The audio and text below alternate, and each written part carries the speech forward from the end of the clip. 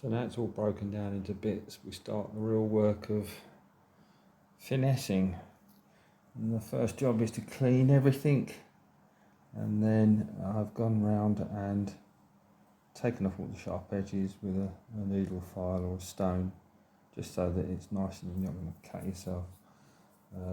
Taking any little pimples off, bits of paint under here, and giving everything a coat of ACF 50 just to protect it. That's the first bit done. That's had a bit of a clean, and I will start.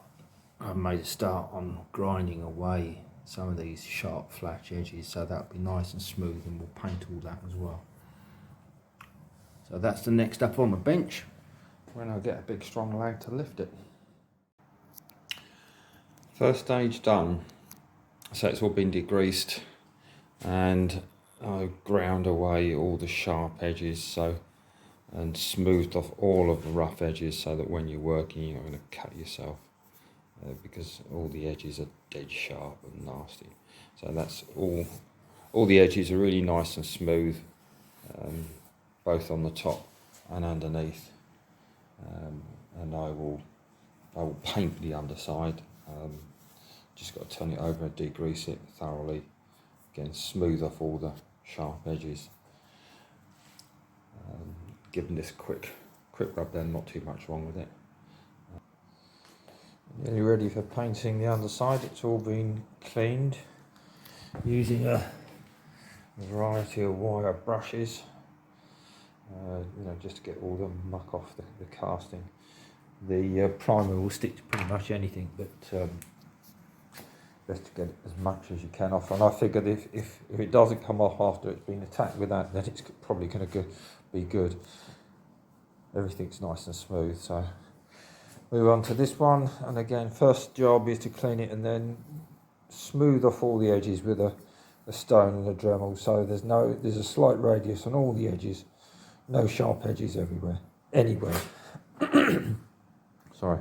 Yeah, so that one's ready for a good clean with white spirit, and then I will glue it into the bed before we go any further. Not happy about this. It clearly looks like it's been dropped or hit with something. It's swollen up here, so it looks like it's been dropped on the edge.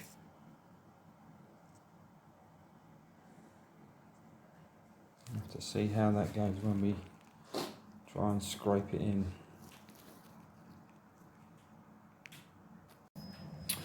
I'll start preparing it for paint. Unfortunately, all the paint on here is just peeled off. There's no adhesion at all, so I didn't really want to have to do this, but I've had to mechanically remove most of the paint. And the way I'm looking at it is that if an abrasive hasn't removed the paint, then it's probably going to be okay.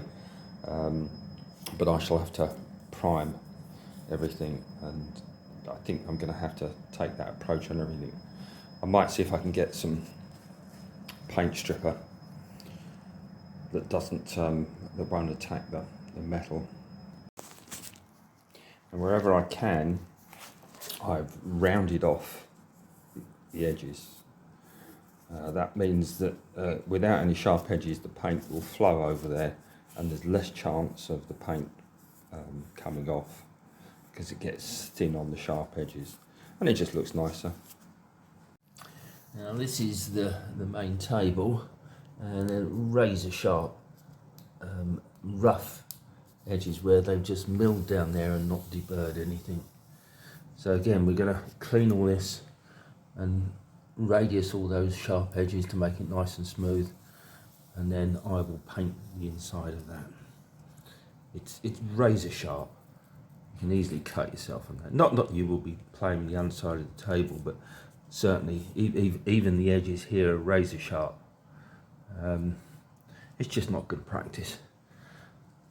Like things nice and smooth, and there's no risk of number one, you're cutting yourself, and there's less chance of debris, etc., getting hooked up on it. A smooth machine is a happy machine. Unfortunately, the paint is just so bad I'm going to have to strip it all the way back to the metal. This I've just literally peeled off with my thumb, it's just all come off, and it's actually greasy underneath. They haven't, you know, it looks like it's been sprayed after the thing's been put together. It's really quite shocking, but it is what it is. Another piece ready for painting. It's all been cleaned and polished, and I put a coat of wax on the top bit. Strangely enough, the sides and the top were painted. The paint came off at the top and bottom. It was flaking off. There was nothing on it. It was oily underneath.